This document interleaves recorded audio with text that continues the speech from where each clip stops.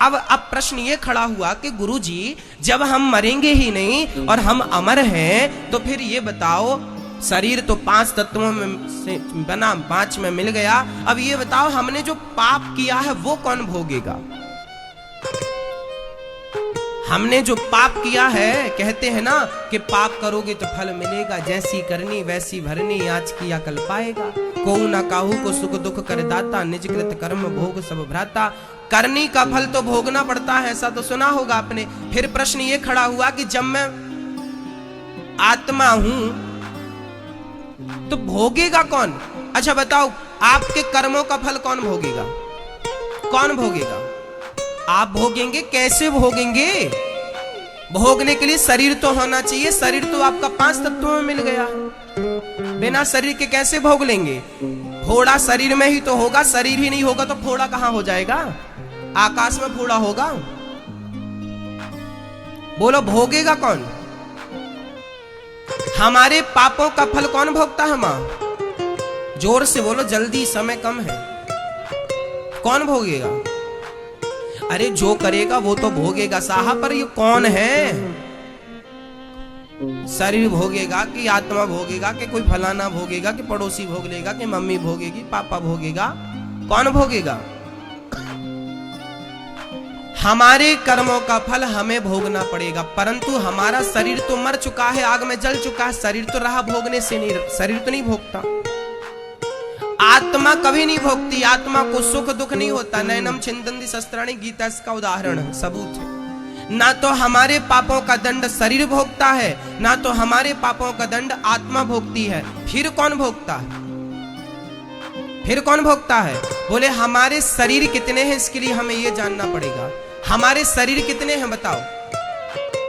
हमारे पास शरीर कितने होते हैं दादाजी? बताइए, बोलो। नहीं, 3 शरीर होते हैं। हम सबके पास 3 शरीर होते हैं। पहला शरीर ये, इसे बोलते हैं स्थूल शरीर। एक शरीर और जिसे बोलते हैं कारण शरीर। वो कारण शरीर चिता में समाप्त हो जाता है, इसलिए हम उसकी बात ना करें। फिर 2 शरीर बचते हैं, एक स्थूल एक सूक्ष्म। हमारे पास एक शरीर और है, मैं अभी आपको दिखाऊंगा वो शरीर कहां छिपा बैठा। अभी मैं आपको आपकी आंखों से दिखाऊंगा उस शरीर को।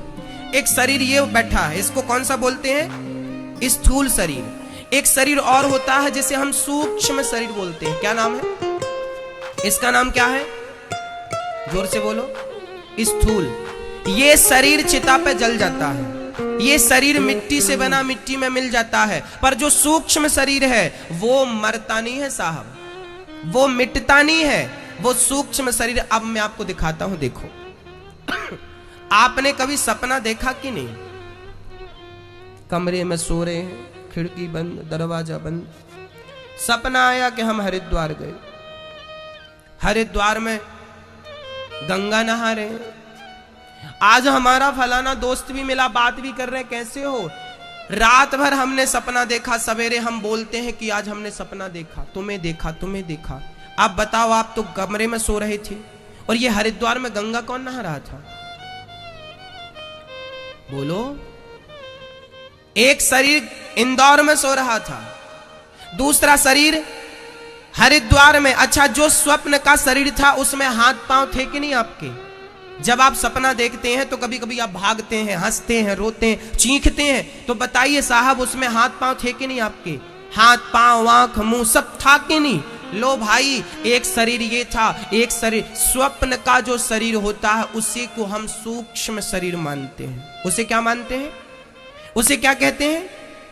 ये शरीर तो यहीं जल जाता है, पर वो स्वप्न वाला शरीर कभी जलता नहीं। और वही शरीर यहां से सीधा मरने के बाद जब हम लोग कहते हैं मर गया, जब हम यहां से आत्मा चली जाती है तो वही सूक्ष्म शरीर यहां से भगवान के पास जाता है और भगवान उसे अपने पास बिठाते हैं, पानी पिलाते हैं, भोजन कराते हैं, गले लगाते हैं, बढ़िया सी चेयर पर बिठाते हैं और भगवान कहते हैं चलो हम तुम्हें एक पिक्चर दिखाते हैं। वहां बहुत बड़ी टीवी लगी है, जैसे यहां लगी बड़ी टीवी, और उसमें भगवान क्या करते हैं, आपके पूरी जन्म से मृत्यु तक की पिक्चर मेमोरी कार्ड फंसा देते हैं और आपने जन्म से लेके आज तक जितना पुण्य और पाप किया है सब उसमें दिखता है।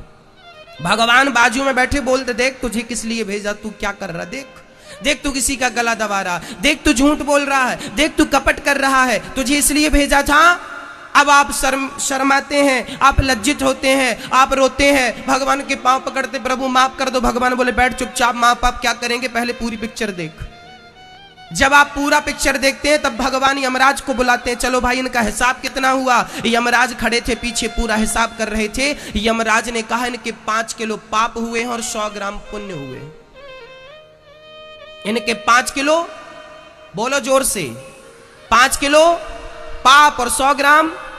अब भगवान कहते हैं कि तेरे पाप ज्यादा हैं, इसलिए तुझे पहले पापों का फल भोगना पड़ेगा, और पापों का फल लेकर के तुम्हें फिर मृत्यु लोक में आना पड़ा, और फिर तुम नाली का कीड़ा बन गए, कुत्ता बन गए, चमगादड़ बन गए, बिल्ली बन गए, गधा बन गए, कुत्ता बन गए और बंदर बन गए। ये जो 84 लाख योनियां हैं, ये सब तुम्हारे कर्म दंड के लिए परमात्मा ने योनियां बनाई हैं। तुम ये सब योनियां भोग करके, जब तुम सब कीड़े मकोड़े बन के, मच्छर मक्खी तुम ही बनते हो, नाली का कीड़ा तुम ही बनते हो, सुअर कुकर तुम ही बनते हो, बंदर भालू तुम ही बनते हो, शेर गधा चीता तुम ही बनते हो, चींटी चीटा तुम ही बनते हो, चमगादड़ तुम ही बनते हो, अजगर तुम ही बनते हो। और जब तुम्हारे वो 5 किलो पाप पूरे हो जाएंगे तो भगवान फिर कहेगा अब तेरे 5 किलो पाप पूरे हो गए, अब 100 ग्राम पुण्य बचा है। उस 100 ग्राम के बदले तुम्हें क्या मिलता है? बोले 100 ग्राम पुण्य के बदले तुम्हें भगवान एक मौका और देता है, मनुष्य का तन देता है। जाओ फिर से कुछ अच्छे कर्म कर लो, ताकि तुम्हें अब फिर इन गलत योनियों में ना पड़ना पड़े,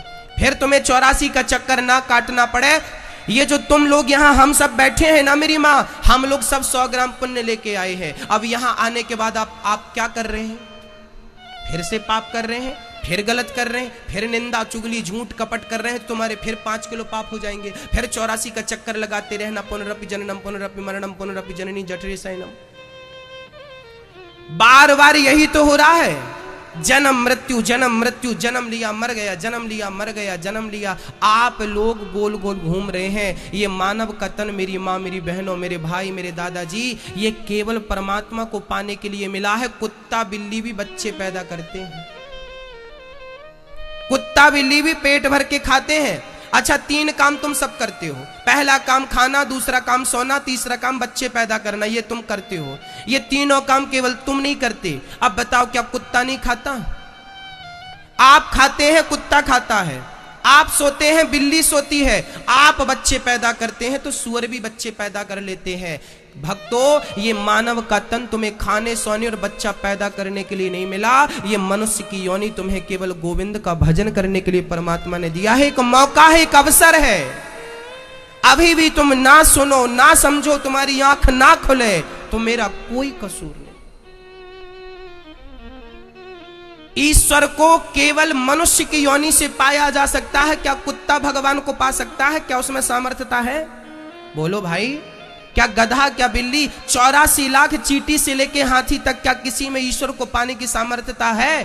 केवल ईश्वर को हम और आप इंसान पा सकता है। एक जंगल में एक शेरनी जा रही थी, अचानक शेरनी को एक गीदड़ का बच्चा मिल गया। गीदड़ का बच्चा, उसकी माँ अभी अभी जन्म देके नवजात बच्चा था, मर गई थी, और गीदड़ का बच्चा अपनी माँ को चाट रहा था, माँ को देख रहा था, पर वो गीदड़ माँ का दूध भी नहीं पी पाया, उसकी माँ मर गई। शेरनी वहां आई, उस शेरनी को दया आई और शेरनी गीदड़ के बच्चे को अपनी कुटिया पे ले आई, अपने गुफा पे ले आई, अपना दूध पिलाया शेरनी ने, और उस गीदड़ के बच्चे को पाल पोस के बड़ा किया। एक दिन क्या हुआ कि एक हाथी के झुंड ने उसकी गुफा पे आके पेड़ों को उजाड़ना शुरू कर दिया।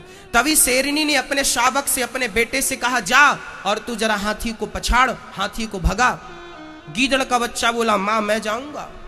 बहुत रोका पर नहीं माना। अब गीदड़ का बच्चा हाथी के सामने गया, दहाड़ने लगा, मुझसे युद्ध करो। हाथी ने उठाया, सूंड में लपेटा, घुमा के धम्म से पटक दिया।